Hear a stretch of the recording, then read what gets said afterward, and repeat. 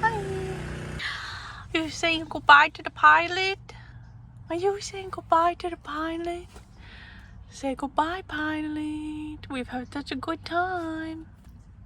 Right, Pippa? Did you like living in this car? Did you like living in this car? We're gonna get a new one. Oh my gosh. Stop eating the crumbs. I guess vacuum for me before we go. Alright, we're gonna go pick up the new car. You wanna go pick up the new car? You want to? You're so cute. You're so cute. I know, that's the stuff I have to take with me. I got to put my new license plates on.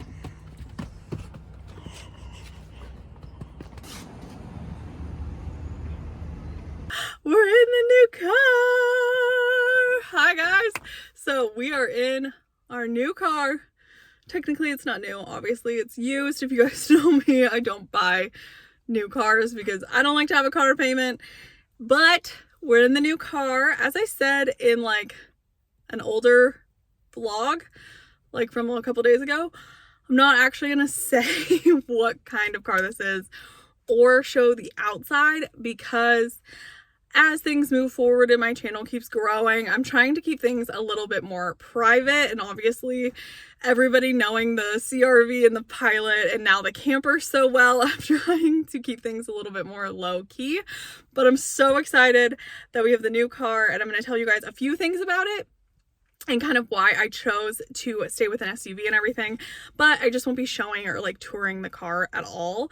So I did decide to stay with an SUV over a truck. I just wanted the option if I ever want to drop the trailer in storage or something like that and go car camping, I could still lay the seats down and I could still camp out of the back of this car if I really wanted to, or heaven forbid, if ever something happens in my life where I need to live out of an SUV again, I have plenty of room. I don't have to get a cap or anything for the truck bed to be able to set up a situation in there. I'm just very comfortable in SUVs. I love SUVs.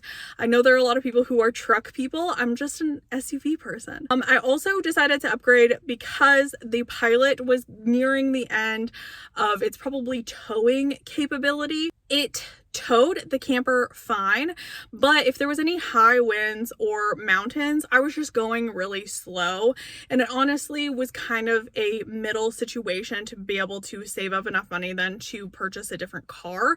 And I also can't get a different type of camper because I pretty much maxed out my towing capacity with the Pilot, even with a weight distribution hitch and everything like that. So I just decided to get something with a V8 engine instead of a V6 like the Pilot had. I would have loved to stay with Honda, but Honda doesn't make any V8 vehicles to be able to tow with. So I did have to obviously switch brands of cars.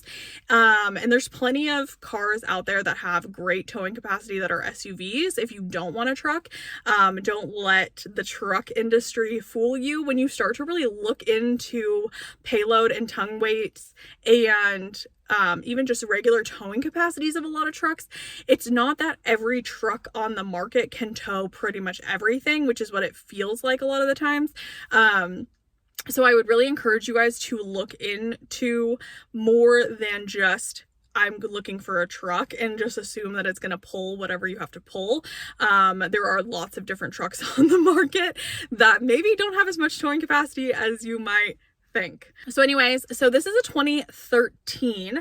It does have cloth interior, which actually I prefer, especially when it's hot outside. It's nice to not burn your legs. I know my Honda Pilot had leather interior, but I do like the cloth. Obviously I have the back seats covered because of the dog hair, but I think it's warmer for her and she likes it more. She doesn't slide around so much in here. So this is a 2013. So my Honda was a 2011. So I'm moving up a little bit in the world of cars getting newer. If you guys remember, my CRV was a 2004, so we're getting up there. We're doing some upgrades, so I still have a lot of the things that I used on the Pilot that were important to me, like the backup camera and four-wheel drive. This is an SUV that's actually like meant to tow, so I can switch between two-wheel drive, 4 low, 4 high. It has a tow mode. It has a towing package on it. I'm well above what the trailer weighs now at this point, and the tongue weight of the trailer is no problem, even though I'll continue to use my weight distribution hitch for sway purposes, because I obviously tow through a lot of places that have a lot of wind. Even when I'm out in the desert and stuff, there's still a lot of wind, and so I think for that safety aspect, I love having my weight distribution hitch. It's the Anderson one. If you guys haven't seen me look it up in some of my vlogs, it's super simple and I can keep it on the trailer all the time. And yeah, so this is just like a really nice middle ground. I will give like a couple like specs on it so you guys can see what range I'm looking at. So I spent under $10,000. This is a 2013. It has about 150,000 miles on it. So this is also the least amount of mileage I've had on a car in a long time. Every other car I've purchased in the recent history of being on the internet has all been well over 200,000 miles when I've purchased them. So the used car market is coming down a little bit. I also got a really good deal on this car because it had been sitting in the place that it was. I bought this in San Diego because I think this isn't like a super sought after car for Southern California. It just seemed to be, it was pretty on par for the market for how they priced it originally, and there doesn't seem to be any issues with it. I've checked it out. My boyfriend's helped me out and checked it out, and we haven't had any major issues with it. The Carfax on it was obviously provided and everything like that. It just wasn't selling in that market, and I've looked at 4 of this same car in varying years, all in the Southern California area, and all of them have been sitting on the lot. So I think I just got a good deal because I found one in the right place where there's just not a ton of mountain driving that needs to be done. Like if I were to purchase this car in like Colorado or Montana or something, where it would have been more sought after for that 4-wheel drive and for that bigger towing capacity. So I think obviously that's the plus side of being a nomad, is that I can literally go anywhere to make these purchases. And I've been looking at prices on this car type, like this model specifically, for almost a year now. So I got to really kind of plan this out. And so when I saw the opportunity to go down there and snag one, I just kind of jumped on it. So I think I got a really good deal on this car. I probably paid about $4,000 less than what it's worth, which is always a good deal these days, just because I'm sure because of the car market not being as crazy as it was when I bought my Pilot, and then also because I was purchasing it in an area where it is not a sought after vehicle. So yeah, I would recommend to expand your search radius, like out of your hometown or whatever it is. And then I figured I'd give an update on the Pilot. So the Pilot, actually, I was so sad to move out of the Pilot. I was so emotionally attached to that car. I know a lot of you guys watched me get the Pilot on this channel and how much, you know, I loved that thing and really like worked my butt off to be able to save up all that money. And then I was so graciously gifted the last bit from my friend Jen to be able to purchase it in full. And then obviously all of you guys showed up in droves on YouTube to help me replenish my savings. And I don't think I would be where I am now without all of you guys helping me out in that like very tough transition in my life. So I'm very grateful for that.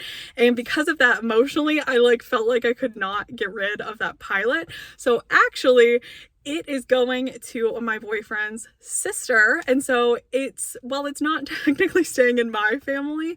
It's staying with somebody who 100% will use it and love it for everything that it is, and that it's going to a good person instead of just getting, you know, auctioned off on a lot or something.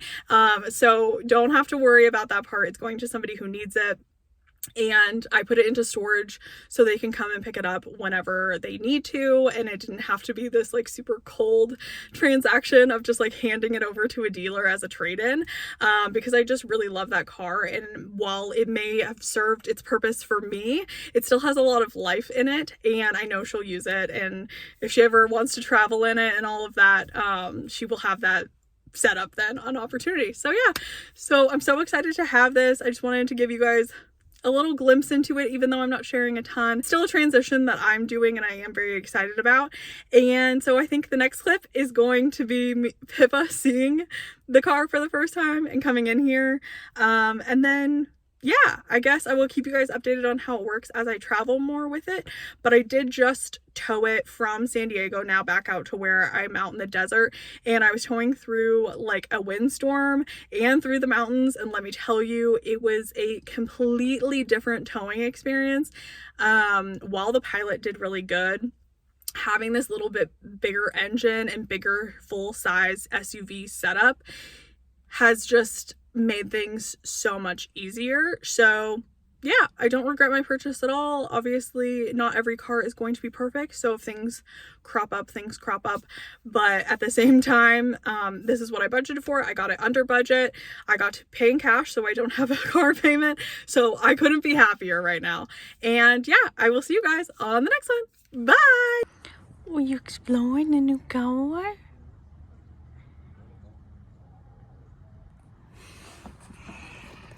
Are you exploring?